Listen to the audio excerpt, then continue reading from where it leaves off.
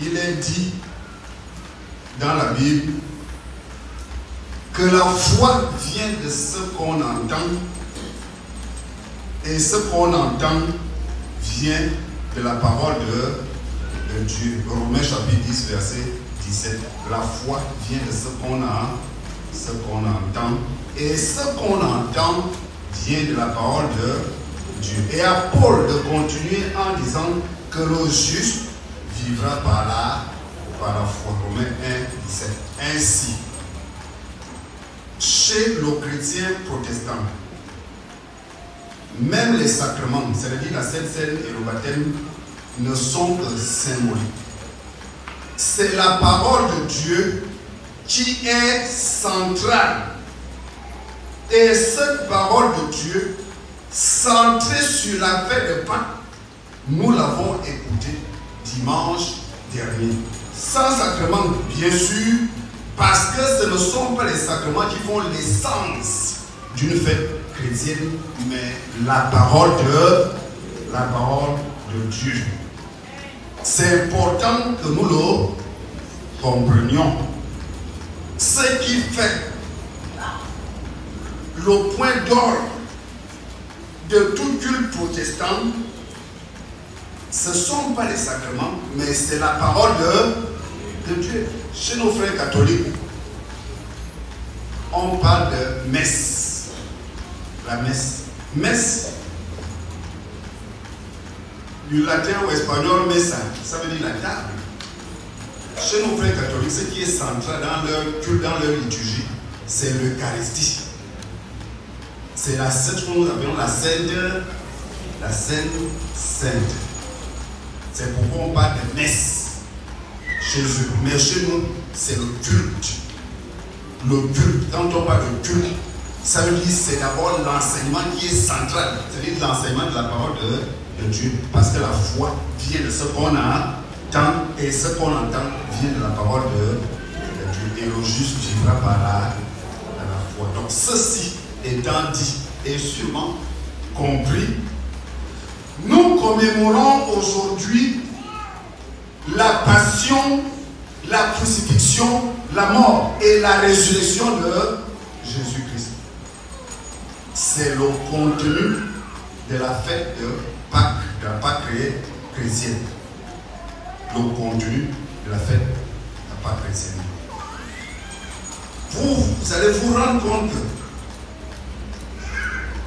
à travers cette fête, c'est toujours Jésus-Christ qui est l'acteur principal de cette saga, l'acteur principal de cette histoire du salut. Thème exclamatif suivant. Gloire à notre Dieu ressuscitateur. Je reprends. Gloire à notre Dieu ressuscitateur. J'aimerais que vous répétiez après moi. Gloire à notre Dieu ressuscitateur. Un ressuscitateur. C'est celui qui a les propriétés que connaît la vie à ce qui est mort. C'est lui le ressuscitateur. Et le ressuscitateur, c'est bel et bien Dieu le Père. Le ressuscité, c'est qui? C'est Jésus-Christ, donc Dieu le Fils. Voilà le fondement de notre religion, le fondement de notre espérance. Mais ce qui est dommage, c'est que certains peuples du monde n'ont pas, à travers leur religion, cette espérance. Il y a beaucoup de religions dans ce monde qu'on peut taxer des religions mortes. Pourquoi? Parce qu'il manque dans ces religions l'espérance, c'est-à-dire la confiance, la croyance en l'existence d'un Dieu.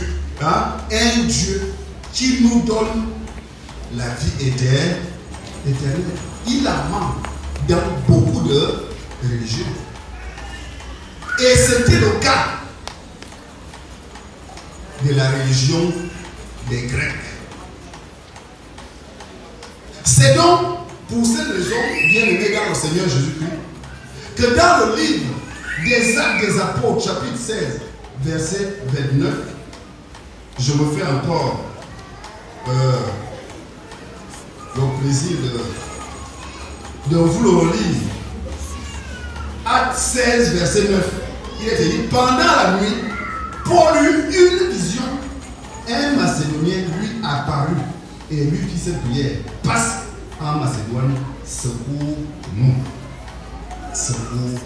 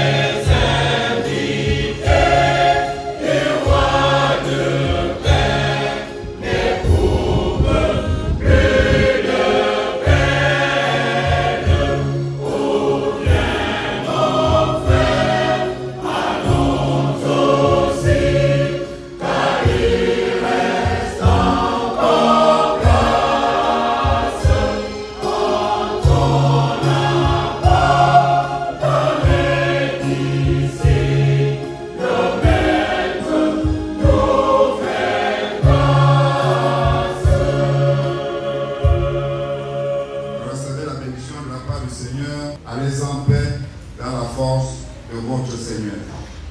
Amen.